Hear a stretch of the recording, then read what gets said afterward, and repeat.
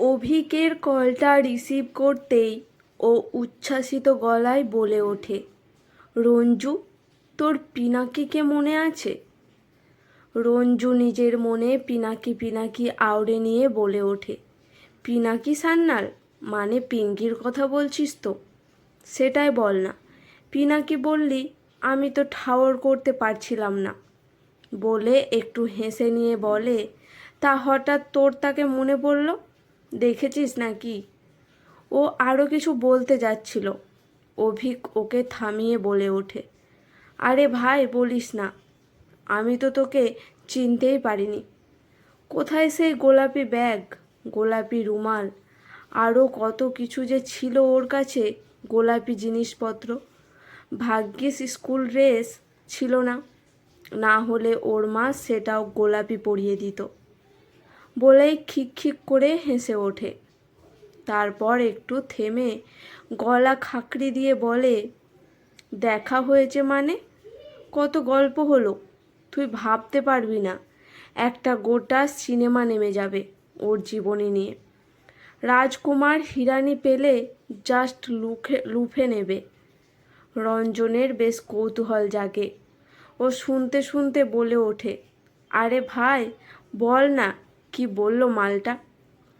অভিক শুনে বলে, হুম, এই রোববার ওকে ইনভাইট করেছি বাড়িতে, তুইও টুক করে চলে আয়। কোনো প্ল্যান থাকলে এক্ষুনি ক্যান্সেল করে দে, আসিস কিন্তু। ওকে বলেছি তোকেও ডাকবো। বলে ফোনটা কেটে দিল। সত্যি কত বছর দেখা হয়নি পিনাকির সাথে, না হলে কম বেশি ব্যাচের সবার সঙ্গেই যোগাযোগ আছে।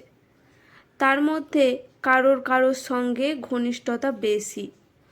অভিক, সুজয়, মলয় এদের সঙ্গে সপ্তাহ দু সপ্তাহে আড্ডা হয়েই যায়।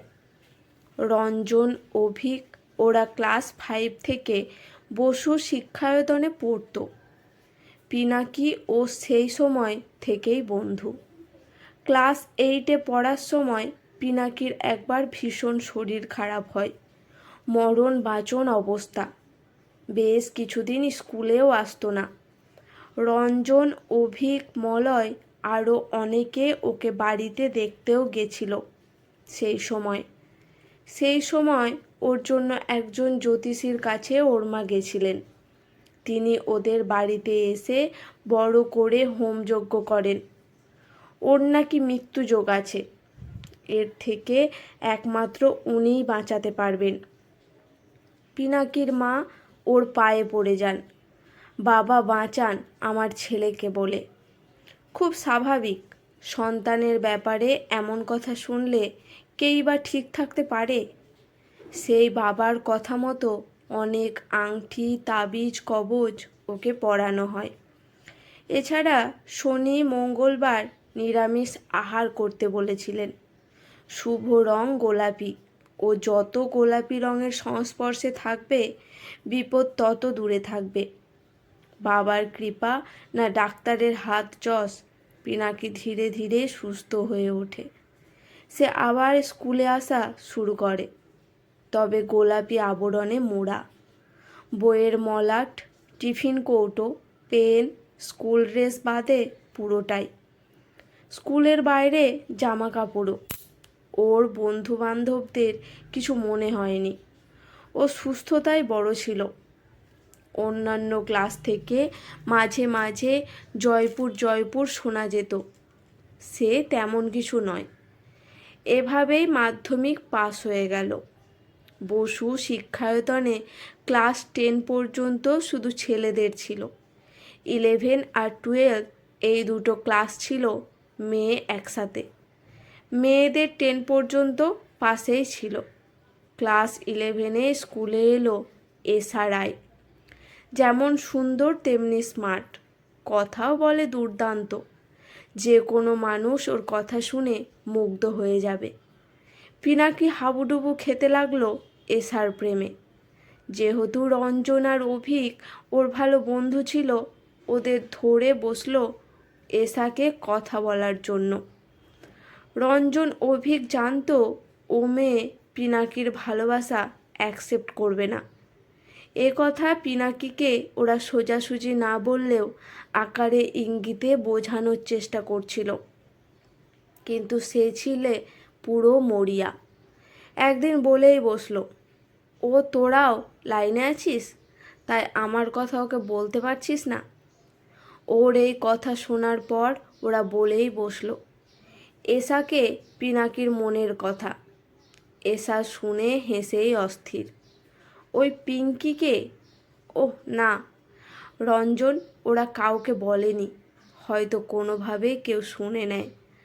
সারা স্কুল রাষ্ট্র হয়ে যায় ওই কথা। 5 to 12 একটাই কথা, ওই পিঙ্কিকে? ওহ না, ক্লাসের বোর্ড, বাথরুমের দেওয়াল, স্কুলের গেট, সর্বত্র এটাই লেখা, পিনাকি পালালো স্কুল বাড়ি সব ছেড়ে। আবার এত বছর পর অভিকের মুখে পিনাকির কথা শুনে রঞ্জনের পুরনো সব কথা মনে পড়ে যায়। কবে রবিবারটা আসবে সেটা ভেবে একটু অস্থির হয়ে পড়ে। ওর স্ত্রী কোয়েলকে পিনাকির কথা বলায় কোয়েল অবাক হয়ে বলে, এত ভালো বন্ধু, এত বছর একসাথে পড়েছ, পুরো ভুলেই গেছিলে তার কথা? কি অদ্ভুত, এই বছরে এই প্রথম শুনলাম এর কথা। যাই হোক, ভালো বন্ধু তুমি মোটেও নও, তাহলে মনে রাখতে। কোয়েল হয়তো ঠিকই বলেছে। অভিকের মুখে শোনার পর ও তো মনে করতে সময় লাগলো। ওদের বন্ধুদের ও তো দেখা হয়, ওর কথা হয় কোথায়? রবিবার রঞ্জন একটু তাড়াতাড়ি চলে যায় অভিকদের বাড়ি। অভিক বলে, আমি তোকে আগে কিছু বলবো না, তুই আগে ওকে দেখ। অভিকের স্ত্রী ওদের খাবারের সমস্ত রকম আয়োজন করে ছেলেকে নিয়ে কাছেই বাপের বাড়ি ওখানে চলে গেছে।